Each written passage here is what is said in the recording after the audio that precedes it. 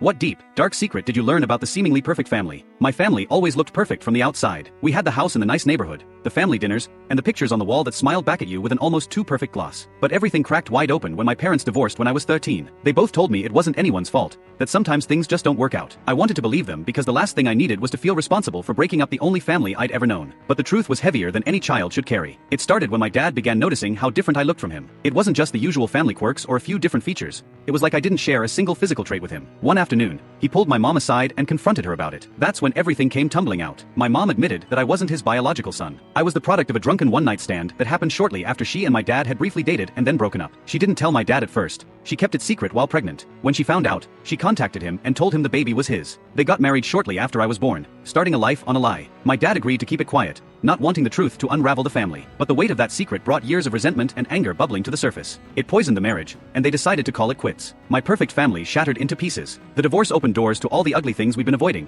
and suddenly, the happy memories felt tainted by betrayal and confusion. For about a year after the divorce, my dad vanished from our lives. Me and my sister were left trying to make sense of a world that no longer felt stable. When he came back, he was already in a relationship with another woman, and she was pregnant. That added a whole new layer of tension and resentment I didn't know how to handle at 14. Despite everything between the ages of 14 and 21, my dad and I built a relationship, complicated and full of ups and downs, but real. I blamed both my parents for the divorce for a long time, but as I grew older, I began to understand things weren't so simple. By the time I joined the Air Force, my dad and I were closer than ever, thick as thieves, like we could take on the world together. Then I got married. My dad didn't approve of my wife. Arguments erupted between us over things that had nothing to do with her and everything to do with his unresolved bitterness. One fight led to another until one day, I said something I shouldn't have, something that cut too deep. He responded by contacting my mom and threatening to tell me the truth about my paternity himself if she didn't come clean first. I was 21 when I finally heard the truth. The revelation hit me like a freight train, staggering, confusing, and shaking the foundation of everything I thought I knew about myself. That truth brought me and my dad closer, ironically. It turned me against my mom for a while, making me feel betrayed all over again. But it also gave me a clearer picture of the complicated, messy reality we've been living in.